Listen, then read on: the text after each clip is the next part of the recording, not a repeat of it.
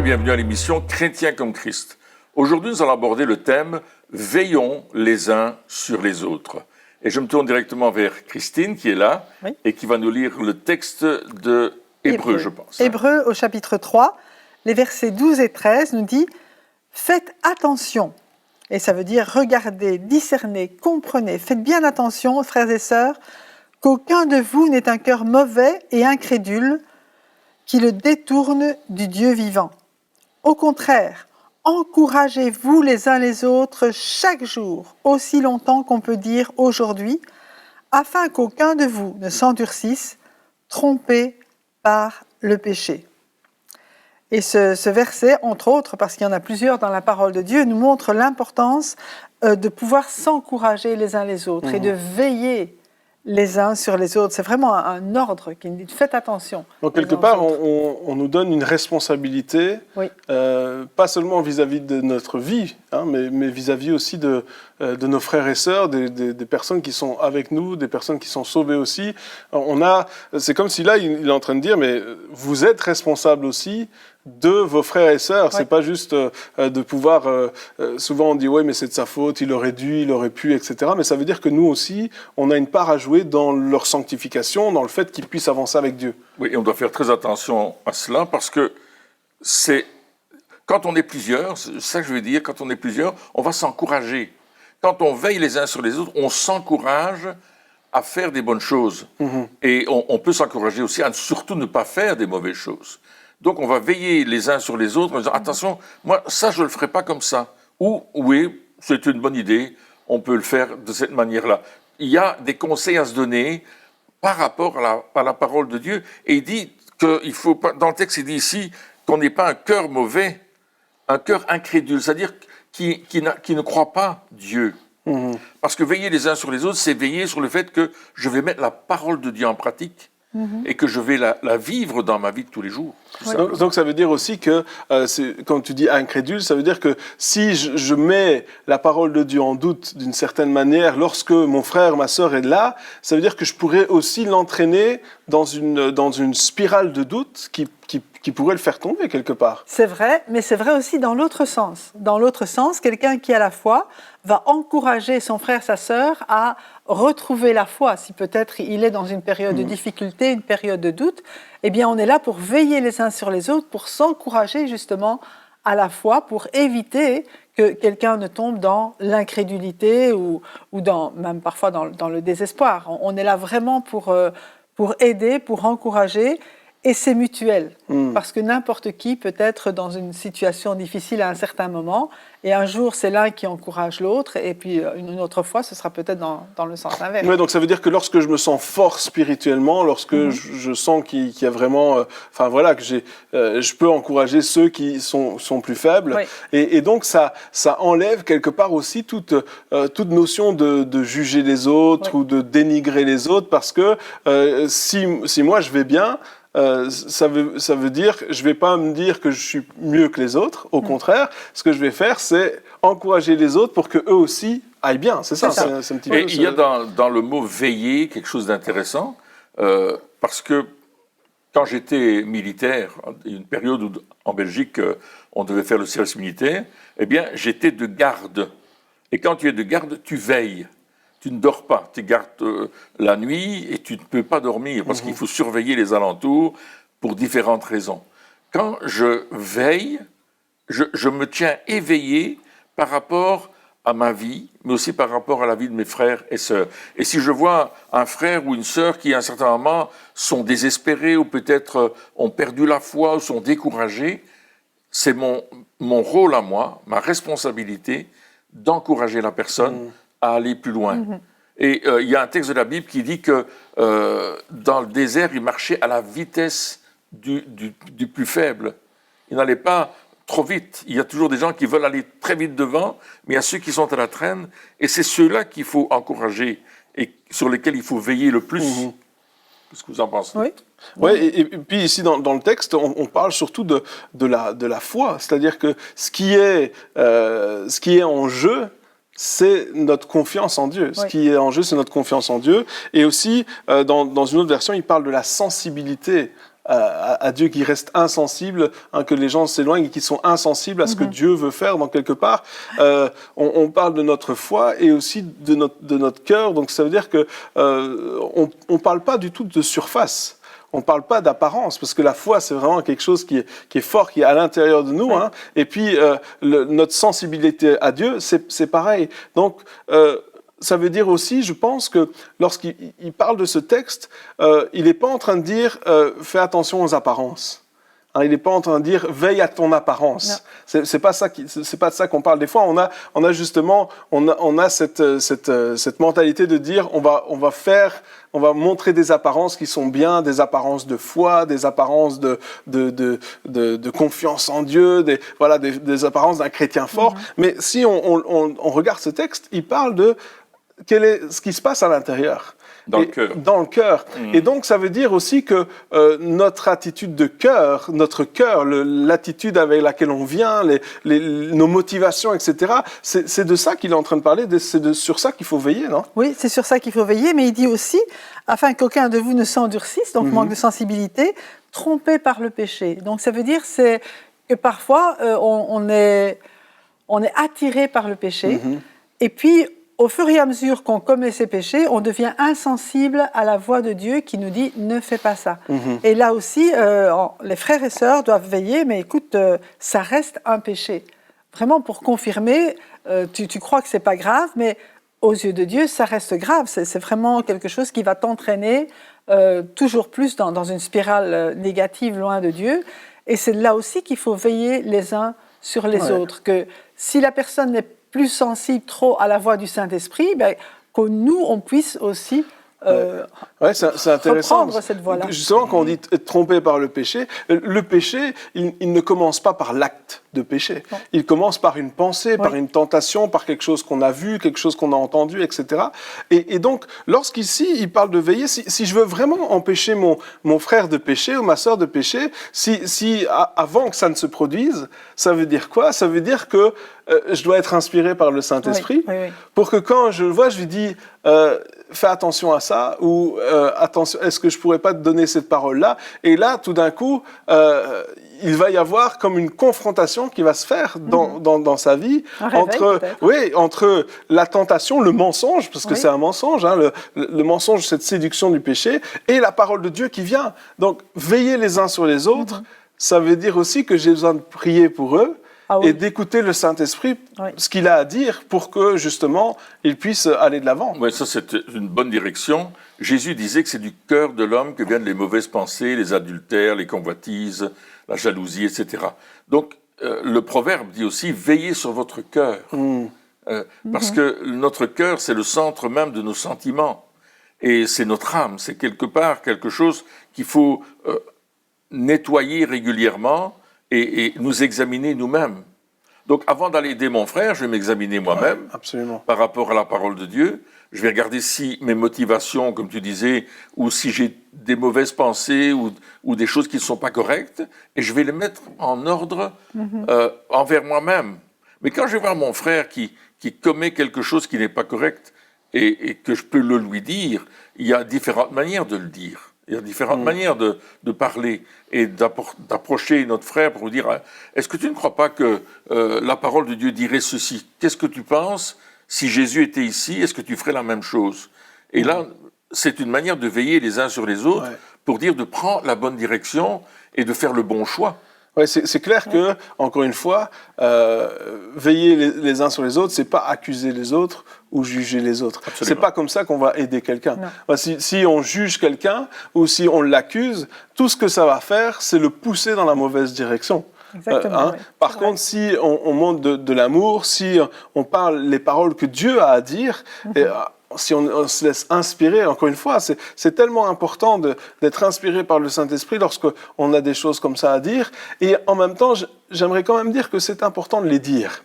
Parce que des fois, on se dit, on va rien dire, parce que sinon, on va pouvoir blesser peut-être, ou on va...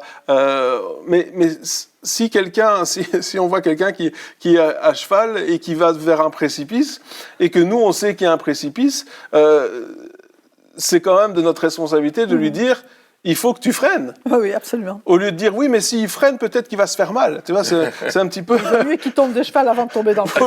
Non, mais c'est vrai, des fois on se dit, c'est comme si on voit le feu qui est rouge, et si c'est pas nous qui conduisons, et on voit que la personne, elle l'a pas vu, on dit, le feu est rouge. Il vaut mieux avoir un peu mal avec la ceinture que d'avoir un accident parce que le feu est rouge. Donc, encore une fois, on parle de responsabilité, et la responsabilité, elle a un prix aussi. C'est vrai. Et parfois, on se tait parce qu'on a peur de la réaction. Enfin, je sais que ça peut arriver. Est-ce que je suis prête à ce qu'il réagisse mal si je lui dis la vérité? Est-ce que je suis prête à encaisser la première réaction il faut être clair, généralement, quand on donne une remarque comme ça, la première réaction, elle est pas bonne. Hein? C'est vrai que si on nous fait une remarque, notre première réaction, c'est rare quand elle est bonne directement. Donc, il faut aimer assez que pour, je vais dire, être blessé par aussi la première réaction, mais en même temps rechercher tellement le bien de l'autre qu'on va faire ce sacrifice-là. Ouais. Et encore, les motivations. Notre motivation, ça doit être l'amour. Ça ne doit pas être d'enfoncer notre frère, notre sœur. Ça doit être l'amour. Et ça ne doit pas être non plus le fait de nous montrer que nous, on sait mieux que les autres. Non, c'est ça. Parce que ça, c'est aussi une mauvaise motivation. Moi, je le sais, toi, tu ne le sais pas.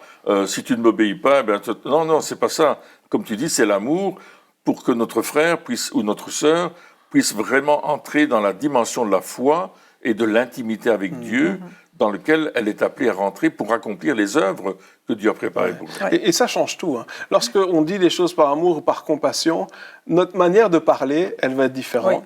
Notre manière aussi d'encaisser va être différente. C'est-à-dire que lorsque on va avoir des fois, c'est vrai, hein, des fois ça réagit pas bien en face, eh bien on va encaisser beaucoup mieux et être moins soupolé aussi, parce que des fois quand on nous dit quelque chose, eh bien directement, si c'est comme ça, voilà, tant pis. Mais lorsque c'est par compassion, vraiment notre manière de parler est différente aussi. Et des fois, on le dit pas parce qu'on a envie de blesser mais on dit parce qu'il y a une souffrance dans notre vie de voir pas que la personne fait des choses qui sont pas justes, mais que la personne va dans une direction qui va lui faire du mal. Finalement, on veut pas qu'elle souffre plus que ce qu'elle souffre pour l'instant. Et ça aussi, les motivations, lorsque on reprend les gens, elle est vraiment importante, cette motivation. Et en fait, elle doit avoir été créée avant. C'est-à-dire qu'on doit s'encourager et s'aimer les uns les autres de manière pratique, afin que même quand on dit des choses qui sont difficiles, la personne sache, mais je t'aime. Il y a ce pont d'amour qui a quand même été créé auparavant et qui fait penser à l'autre, oui, finalement, t'as raison. Oui, quoi. Et je dirais même que notre vie de prière est importante à ce niveau-là. Le fait que, oui, je vois que ça ne va pas dans la vie de telle et telle personne, qui sont sur un mauvais chemin, qui ont pris des mauvaises décisions, mais je vais commencer à prier pour ces personnes-là. Avant de parler à la personne, je vais parler à Dieu de la personne. Et je vais lui demander son conseil. Je vais lui demander, Seigneur, donne-moi la réponse. Peut-être je vais prendre un temps de jeûne pour la personne. Peut-être je vais m'engager plus loin. C'est une preuve d'amour que de faire ça. Et puis, je vais demander à Dieu de préparer les circonstances pour que je puisse trouver cette personne et lui dire, écoute, ce qui se passe là, crois-tu que Dieu aimerait ça? Crois-tu qu'on peut faire autrement? D'essayer de l'encourager et aussi de la diriger vers une autre direction. Et il arrive que des personnes ne reçoivent absolument pas ce qu'on leur dit, en disant non, ce n'était pas du tout mon cas, alors que nous savons pertinemment que c'était la chose. C'est vrai. Ça nous demande de reprier, de prendre du temps et de souffrir dans la prière. Et puis voilà, s'il dit « oh, je veux pas », ok, je vais pas non plus forcer. C'est-à-dire je vais continuer à prier. Je me souviens qu'il y avait une fois un père comme ça il m'avait fait venir et puis je me dis mais ok, donc je vais et puis il me dit écoute. Il m'avait fait venir pour une autre raison, puis il me dit « J'aimerais que tu parles à mon fils, parce qu'il a vécu des situations difficiles, et là, il est dans une mauvaise direction, et peu importe ce que je lui dis, ça ne marche pas, alors je t'ai fait venir pour que tu lui parles. » Et moi, je me suis fait avoir, et puis c'est un petit peu parce que c'était pas... Enfin, c'était inattendu. C'était très inattendu. Et là, on avait quelques jours ensemble, et donc, c'est ce que j'ai fait. Je dis « Seigneur, qu'est-ce que je dois faire, qu'est-ce que je dois lui dire, comment je dois lui parler, est-ce que j'attaque de front, est-ce que je trouve créer des circonstances, etc. Et puis, je me souviens que Dieu m'a dit juste ouvre-toi à lui, discute avec lui simplement. Et donc, c'est ce que j'ai fait. Et puis, tout d'un coup, il a ouvert son cœur.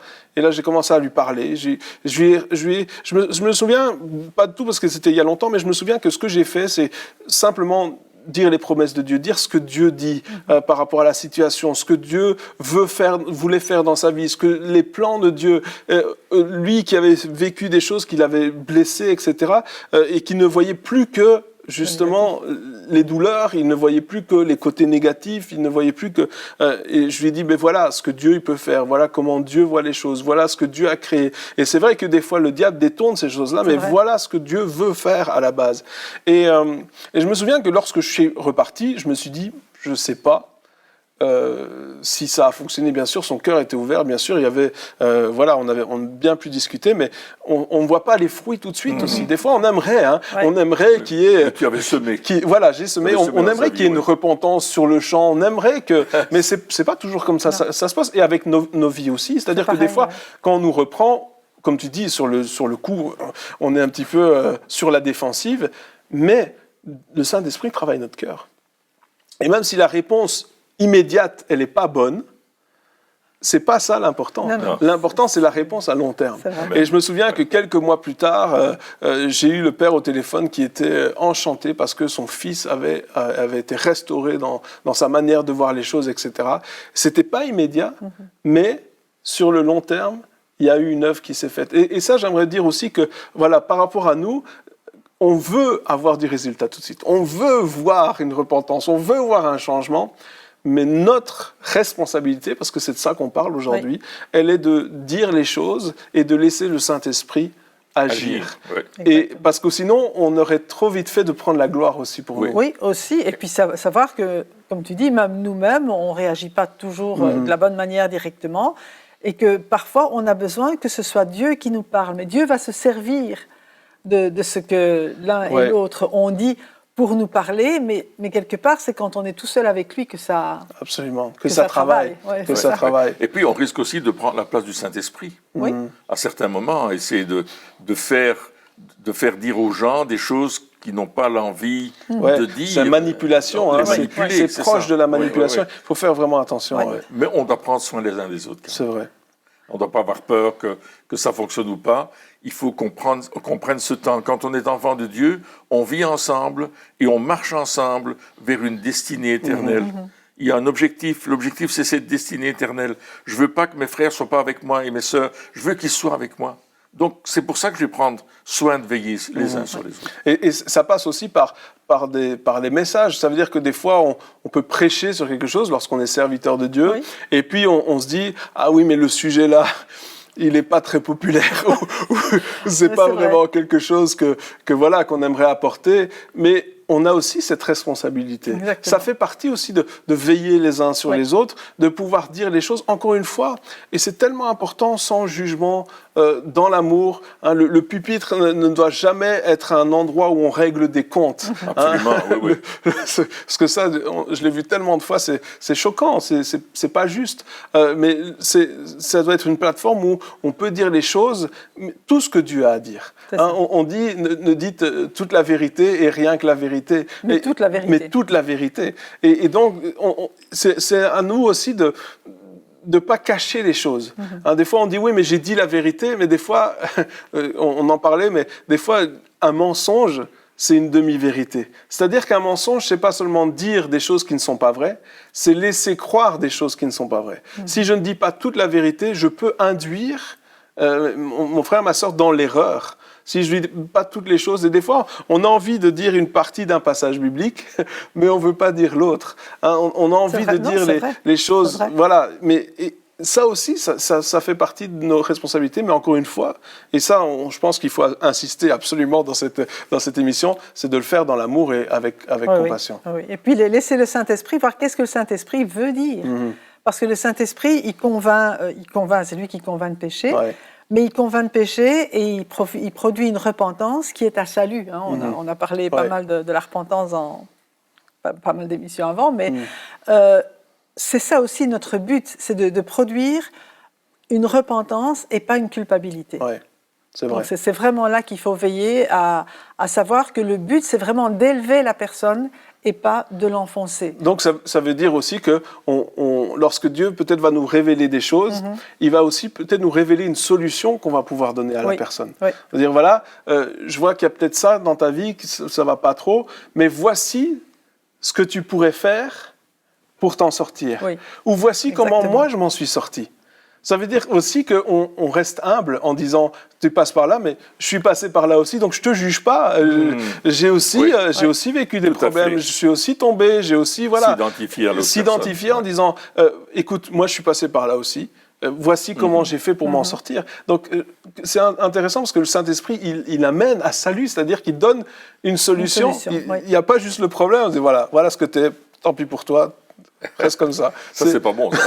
C'est pas constructif. Non, c'est pas constructif. On doit être constructif. Donc c'est même destructif. C'est très destructif. Et donc, il y a avoir ce salut qui vient de là et de pouvoir rester humble en disant ouais, mais non, tu sais, tu as une mauvaise attitude, mais je l'ai eu avant toi, donc j'ai pas à te juger aussi. Ah, oui. Ouais, tout à fait. Et il y a ceci qui est dit dans la Bible, que c'est de l'abondance du cœur que la bouche parle.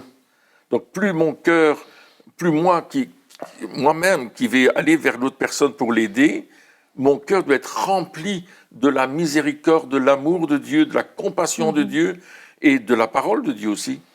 Mais parce que je la vis. C'est pas simplement ma tête qui est remplie de la parole. C'est pas une théorie. Non, c'est pas une théorie, c'est pas seulement des choses que je connais, des choses que je vis, que j'ai mis au point avec Dieu. Et ce qui est extraordinaire, c'est qu'avec Dieu et sa parole, on n'est jamais arrivé au bout.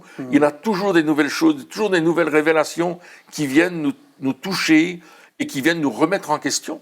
Parce que quand je dis la parole, si je ne me remets pas en question, je me pose des questions. Ouais. Il faut se remettre en question. Donc ça veut dire que lorsque je vois quelque chose qui ne va pas chez mon frère, ma sœur, et que voilà, je sais que j'ai une responsabilité de reprendre ou de dire les choses, avant d'aller la voir, je dois faire plusieurs choses. Je dois demander au Saint-Esprit comment je dois faire, qu'est-ce que je dois dire, quelle est la solution.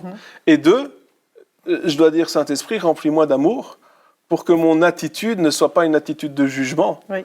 Des fois, on est prompt à aller, on est prompt à dire « Ok, je vois ça, bla, je fonce dedans, et là, on casse tout, et on l'a tous fait. » C'est l'éléphant dans le magasin personnel. C'est ça, on l'a tous fait, on a tous mal réagi, on a tous mal fait ces choses-là. Voilà, c'est en faisant des erreurs, on apprend. Il y en a qui apprennent beaucoup plus que d'autres. Mais voilà, donc avant, c'est comme cette parole qui dit « Tourne 7 fois ta langue dans ta bouche avant de parler. » Donc c'est plutôt « Ok, va voir le Seigneur. Ok, donc je vois ça, ok, je l'ai vu, d'accord, c'est bon. Je ne vais pas en parler à tout le monde. Ah non, parce que ça, encore une fois, ça c'est vrai. Je vais faire pire que mieux. T'as vu celui-là, t'as vu ce qu'il a fait. Donc ça aussi, notre nature, elle aimerait partager ce qu'on sait, mais voilà, donc il faut faire attention. Mais je vais demander quand même la révélation au Saint-Esprit et sa compassion, son amour, pour pouvoir être efficace. Oui, et la chose merveilleuse, c'est que Dieu répond. Dieu répond et qui va créer la bonne occasion et qui va nous permettre de le faire, mais notre cœur aura été préparé à le faire justement avec amour, et ça se ressent, et la personne va ressentir que ce qu'on veut, c'est vraiment son bien. Maintenant, la réponse lui appartient, donc là je crois qu'il faut aussi laisser la liberté, mais notre responsabilité reste de veiller, de continuer à veiller. Et j'aimerais lire un autre passage dans Hébreux 10, 24-25, qui dit « Veillons », de nouveau, « veillons les uns sur les autres pour nous inciter à l'amour et à de belles œuvres ». Donc là, c'est plus au niveau du péché, c'est comment on fait pour veiller les uns sur les autres, pour aller plus loin et pour marcher vraiment dans les voies de Dieu. N'abandonnons pas notre assemblée comme certains en ont l'habitude, mais encourageons-nous mutuellement. Faites cela d'autant plus que vous voyez s'approcher le jour, et bien sûr c'est le jour du Seigneur, le jour du retour de Jésus. Nous savons que nous n'en sommes pas loin et que nous avons besoin de redoubler de cette attention et de pouvoir nous encourager les uns les autres, nous rapprocher dans ce sens-là, pour que, voilà, dans les difficultés qu'on peut traverser aussi, qu'on soit ensemble et qu'on s'encourage. Donc on a une responsabilité d'encouragement aussi. Oui. On a une responsabilité de dire quand ça ne va pas, mais on a une responsabilité de dire quand ça va. Oui. Et Exactement. encourager quelqu'un, c'est aussi lui faire remarquer toutes les choses positives qu'il fait. Tout ce qui fait de bien. Ah oui, Et tout ça, à fait. ça c'est aussi, il faut aussi de l'humilité. Parce que la pensée du monde, c'est je vais être le premier, je vais être le meilleur, etc. Et donc, je dois considérer les autres inférieurs à moi. Et on en a déjà discuté. Mais être un encourageur, c'est de pouvoir reconnaître justement les qualités. Dire, ah, tu sais, ça, ce que tu as fait, c'est vraiment bien. Et pas seulement à la personne, mais vers les autres savoir, aussi, oui. hein, le faire savoir, dire voilà, et je reconnais ça, je reconnais que ça a été bien fait, je reconnais le potentiel, je reconnais les capacités que Dieu a données, et ça nous encourage, et ça encourage les autres à pas s'enorgueillir, mais à dire ah, c'est vrai, je suis capable de faire ça. Je m'en étais pas rendu compte parce que je pensais que j'étais pas assez bien, je pensais que j'étais pas doué, etc. Et puis ça nous amène à voir la diversité que nous sommes les uns et les autres. On n'a pas tous les mêmes qualités, on ne fait pas tous les choses de la même façon, on n'a pas tous la même sensibilité, on n'a pas vécu les mêmes expériences, des expériences très différentes. Et il y a une diversité, et cette diversité devient une qualité quand on est d'accord d'accepter le don de l'autre, la qualité de l'autre, ce qu'il est capable de faire. Il y a des gens qui sont des super travailleurs avec leurs mains, ils vont faire des choses manuelles, mais d'une façon extraordinaire. Il y en a d'autres qui vont être des gens qui peuvent écrire des textes, mais d'une façon telle que les gens vont comprendre. Il y en a d'autres qui sont dans la décoration, ou etc. Il y a tellement de choses, mais ensemble, on forme un. Et c'est pour ça qu'il nous dit de veiller les uns sur les autres et de nous encourager mutuellement à l'amour et à la pratique du bien, les bonnes œuvres. Je vais pratiquer le bien, je vais faire les bonnes choses, mais c'est ensemble. Oui. Et il va nous rappeler de ne pas quitter nos assemblées. Et il y a une autre traduction qui dit ceci: ne prenons pas, comme certains, l'habitude de délaisser nos réunions. Au contraire, encourageons-nous mutuellement, et cela d'autant plus que vous voyez se rapprocher le jour du Seigneur. S'encourager mutuellement, à être ensemble, à vivre ensemble, à faire des choses ensemble, à aller ensemble, parce qu'ensemble, on est plus fort. Absolument. Un en poursuit 1000, deux en poursuit 10 000. Oui, c'est ça. Et donc, c'est un encouragement à être ensemble, parce que lorsqu'on est ensemble, on s'encourage. Parce que c'est vrai, on est encouragé à être ensemble, parce que justement, lorsqu'on est ensemble, on va pouvoir s'encourager à faire des bonnes choses, on va s'encourager dans l'amour, on va pouvoir... Voilà, le fait d'être ensemble, c'est pas simplement avoir une réunion. On n'est pas en train de parler juste de faire une réunion, mais on est en train de parler de ce qui se passe lorsqu'on est ensemble, de ce qui devrait se passer, de ce qui doit se passer lorsqu'on est ensemble. Absolument. On a des responsabilités. Et si je viens, lorsqu'on est ensemble, si je viens avec une mentalité de dire, OK, aujourd'hui, je vais encourager, aujourd'hui, je vais écouter le Saint-Esprit pour mon frère, ma soeur, etc., la dynamique dans l'Église, la dynamique dans les réunions va être totalement différente. Si chacun fait cela, ça va être extraordinaire. Et c'est ça, c'est la vie qu'on a en Jésus lorsqu'on se rend compte que finalement, on n'est pas juste responsable pour nous-mêmes, mais on est responsable les uns pour les autres. Eh bien, chers amis, merci de nous avoir suivis encore pour cette émission et on se retrouve très bientôt pour la suite. Au revoir.